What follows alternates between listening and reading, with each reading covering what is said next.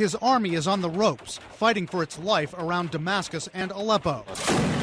He may be in the process of making chemical weapons. Right now, everything about Syrian President Bashar al-Assad smacks of desperation. Now the U.S. State Department is looking into reports that he's looking into the possibility of seeking asylum for himself, his family, and their inner circle in Latin America. We do understand that some countries, both in the region and elsewhere, have offered to host Assad and his family should he choose to leave Syria. Syria's deputy foreign minister was recently in Venezuela delivering a message from Bashar al-Assad. The minister was also, according to Israel's newspaper Haaretz, in Cuba and in Ecuador, bringing classified letters from Assad to leaders there. We could not get response from Syrian representatives in the U.S. or from officials of any of those Latin American governments. Multiple sources in the U.S., Europe, and the Arab world tell CNN there's no indication Assad is ready to leave Syria.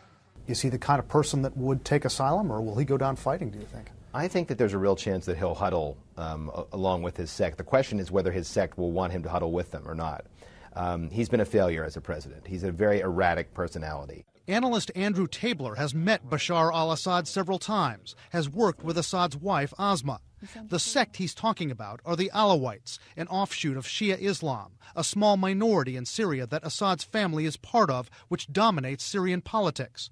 If Assad does leave, could he be investigated, eventually captured on war crimes charges? Ecuador, Venezuela, Cuba are countries where he could feel safe for the time being, but he has to be concerned about a shift in the winds in any of those governments as well. And certainly no one expects the regimes in those three states to continue indefinitely. Right now, those nations' leaders are more sympathetic to Assad, but there's another ally even closer. Couldn't he just go to Iran? Is that a more feasible location for him? It's easier for him to go to Iran. It's a shorter flight.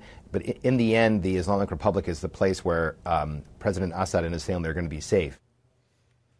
Tabler says if Assad goes anywhere but Iran, there's a better chance of an assassin getting to him and exacting revenge for everything the Assad family has carried out in Syria, not just over the past 2 years of this uprising, but over the past 40 years, covering the rule of his father. Kate and Wolf, we all remember the rule of Hafez al-Assad was very brutal.